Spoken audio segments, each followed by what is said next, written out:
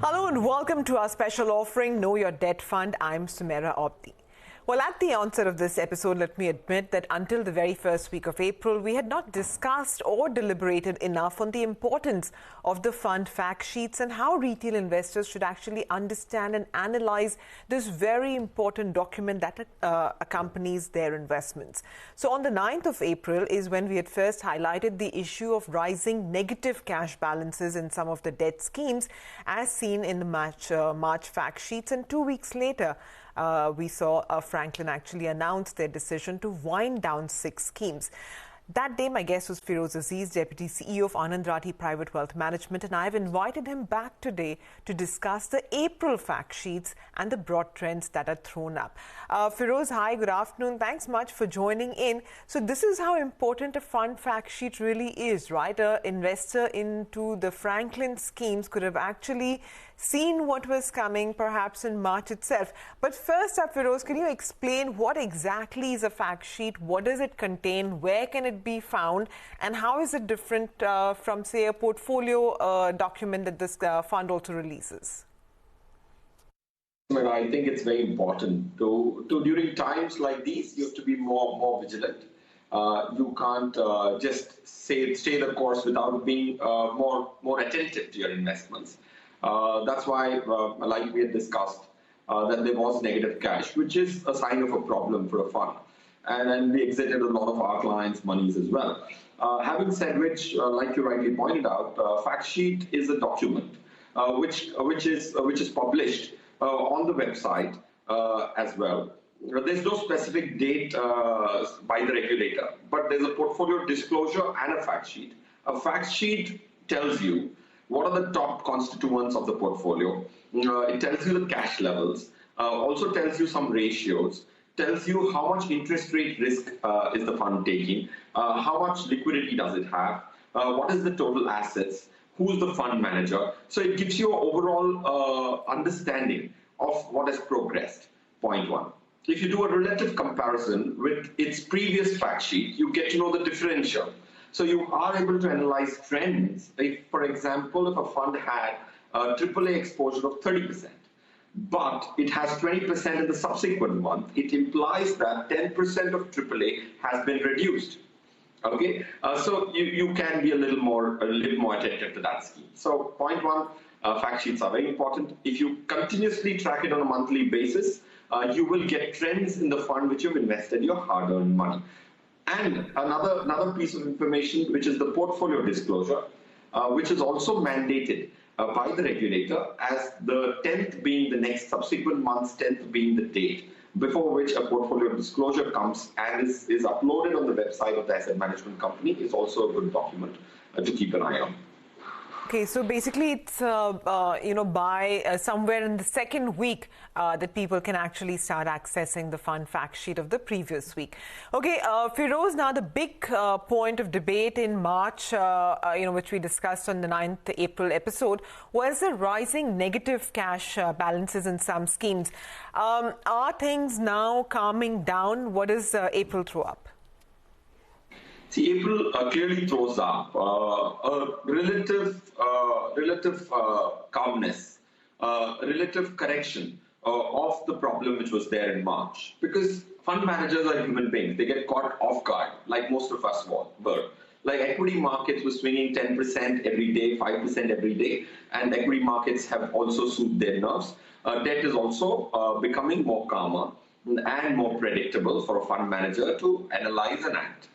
So to put some numbers in perspective, as of March, there was 16,000 crores of cash negative in the total debt fund category, which came down to 14,000 crores on 30th of April. And as we real-time track, because we are almost at the end of the month, that has become even better. So most of this negative cash problem is now restricted to the Franklin schemes, more or less. I can conclude that. And 31 schemes had negative cash in March end. Now, April end, there are only 14 of them left. So things are becoming far better and far more calmer, just like the equity side, I would like to say. Okay, Feroze, does negative cash balance automatically imply borrowing to fund redemptions? Yes, it does. It's a borrowing line created from financial institutions to furnish redemptions. There could be some ambiguity, right question, Sumera, because quite a few people get confused. Is it something else to do with units, or it's just the negative borrowing, which is also expressed as a negative cash in the fact sheet? Is there something more to it? No, it is plain vanilla borrowing lines which are created if the fund manager is not able to service the redemption at that point in time. He borrows or she borrows from a financial institution against the securities which the fund holds. So that's the end to it. There's no more reason why there will be negative cash, and it's nothing to panic. But if there's consistent negative cash, that means the bonds are not being sold by the fund manager intentionally or for the lack of liquidity. So continued negative cash is something, or the extent of negative cash being very high could be alarming. Okay, so for some categories, especially like say a liquid fund, this information is available weekly. Do you recommend that investors actually, have to look at this kind of information weekly, or is a monthly fact sheet enough? I think first step is, if the monthly fact sheet is great, there's nothing alarming about it, then you don't have to go through a weekly source of information. If there's something which concerns you, then as soon as I said that you have to be attentive, then you have to get into that mode of tracking it even more closely. To track it even more closely, like Sumera, you said, there is weekly information also provided. Fortunately, it's a very well-regulated platform. And there's also, in fact, it's so transparent that every day's assets under management are also there on the AMFI website. So to answer your pointed question, Sumera, do you have to go to the second level of monitoring? Only if there is something which is concerning you on the first level. And what should concern you? A significant drop in AAA rated paper, a significant increase in negative cash, could be some of these concerning, or a super drop in AUM. If you see these numbers ballooning over several fact sheets, then for that specific month, I as an investor would be more vigilant. Okay. Feroze, the other big issue of debate has been the exposure that a lot of the debt funds have to AT1 bonds, which is the tier 1 bonds issued by banks. What are you noticing in April? Is there some, cut in exposure over here? And what does it mean? See, AT1 bonds, I think, to first answer numerically, I would say that there is a marginal drop. There is a 20% drop in the exposure of AT1 bonds as an overall industry. That's come down to some 13,500 crores. All these numbers are as per April 30th. Of course, there will be changes as we speak, but this is a little dated to the extent of 25 days. And that's the fact sheets which are published already. So point one, yes, there is a reduction. 7 schemes out of the 71 which had AT1 bonds in the end of March, by the end of April, 7 of the 71 schemes have chosen to exit them completely. Some schemes, at least 2-3 bank PSUs schemes, have increased this exposure of AT1 bonds. And Sumera, your second part of question, of course, the AT1 bonds have been a matter of debate. In that, my opinion and Anand Rathi's opinion very clearly is that AT1 bonds ideally are not debt instruments. Especially our learning from the Yes Bank episode, where the common stock is still valued at whatever 27, 28 rupees, and AT1 bonds have been chosen to be written off completely, implies that in this instance of one of its kind in India, AT1 bonds figured inferior to common stock. That finding its way in debt funds, I think morally, on behalf of an investor, it's not, or as an advisor, in this case, not a fund manager, I think it's incorrect to fit a retail person's money into the balance sheets of the bank in the form of equity capital without him or her knowing as an investor. So I think I would watch this number very closely. However attractive their coupons become, but I think it is fundamentally not in the objective of debt scheme to take risks which proved, at least in the previous instance, greater risk than common stock. So that's why I'm watching this very closely. I have a huge repulsion to these bonds, but the yields have become attractive enough for fund managers to buy it. But I think as an objective, we should, as an industry, take a stance that we can't fund equity capital to the banking system using debt monies of unassuming clients or investors. Yeah, and you're right. The Yes Bank 81 issue is still very, very ripe. In fact, in the latest, what we now know is that Axis Trustees has included mis-selling of these bonds as well in their petition in the Bombay High Court. Okay, Feroze, back to talking about the April fact sheets then. What about the AAA component? Recently we've seen SEBI also say that some scheme categories can increase their exposure to G-Secs, T-bills, etc. Was that change already, or the movement towards it already visible in April, given that it was AMFI itself which had asked SEBI for this increase in limit? In the month of April, on the contrary, what has happened is the AAA exposures have come down in certain categories. One of them is, of course, the medium duration has had a 6.28% drop in the AAA component. Short-term funds ultra short-term funds, duration funds, have had a drop of 5%, 5.04. And so there's been not substantive increase, or in any category you don't see a large increase in the AAA component. Reason being, I think people would want to move AAA to cash equivalent as fund managers, or have used the most liquid component to service the redemptions if they would have got. So the case for each fund is different. If you look at the overall category-wise, you see a drop in most categories and no increase in AAA component. If that drop in AAA is coupled with the increase in cash component, then it's great.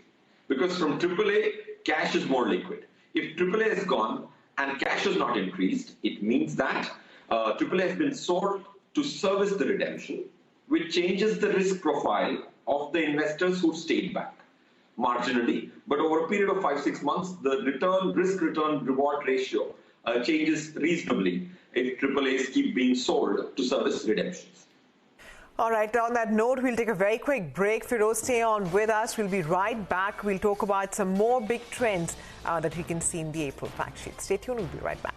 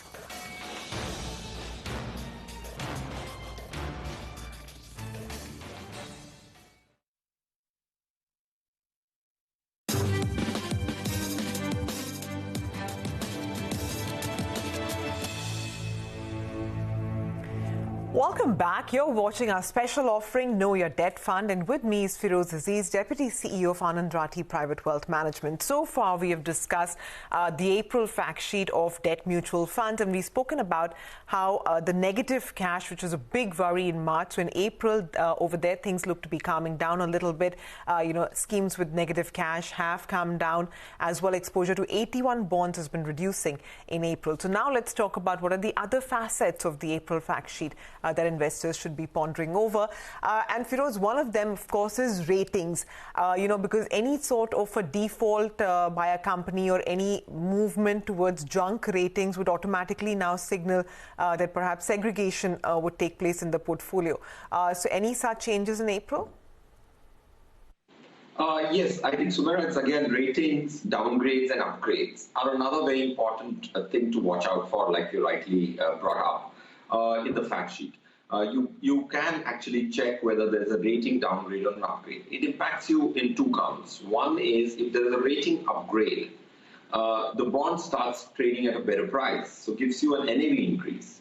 Or if it gets a downgrade, there's a possibility of marking it down in the fund itself. So there could be changes of NAV. That's one point which can happen. The second is, like you rightly mentioned, there could be segregation. So if the downgrades are of, let's assume, 5 notches down suddenly in a month, which has happened several times in the past, because there are rating agencies who have brought down overnight 15 notches a specific issuer. So point one I'm making is segregation is something which happens when there is a default rating or a junk rating which is given to a specific issuer. So change in NAV is a more normal course which happens when there's downgrades and upgrades in normal circumstances. In situations like these, there is a downgrade to a very bad rating, then they get segregated, and then the impact on your NAVs are far larger.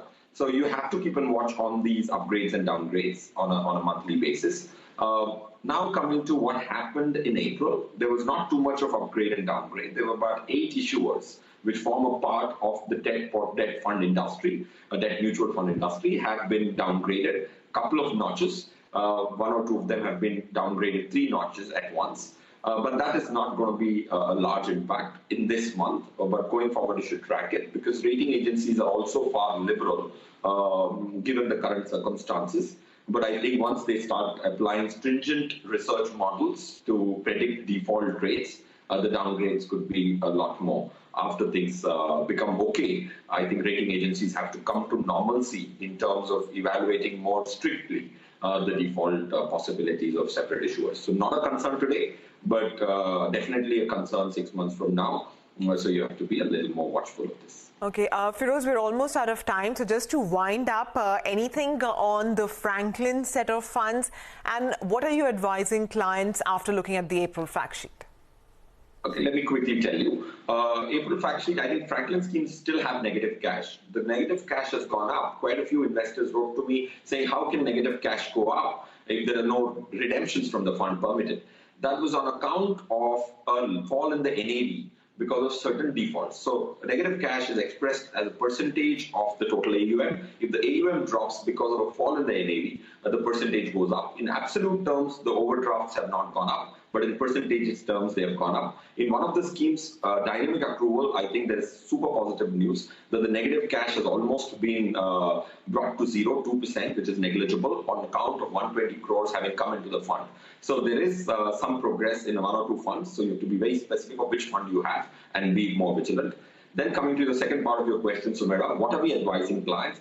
We had exited everything and to my HNI client group of 5,000-6,000. We had moved them to overnight funds. We are sticking there. We're waiting for the government borrowing programs taking shape, and then trying to take that into account and invest in more PSU companies like a Bharat Bond ETF. But after we have some clarity. So 1-2 months lower return in an overnight fund doesn't really matter as long as you can keep your capital safe and take a more vigilant and more informed call after things unfold in this COVID time. So that's what we're recommending. Maybe in another month's time, I would have very, very concrete recommendations of what you should do in your temporary parking what should you do with your temporary parking in the overnight fund? So being patient is very critical. Quite a few people look at 3-4% return and become very impatient, saying that we have to invest quickly for the long term. But I think 2 months is not going to create huge dent. So stay in overnight funds.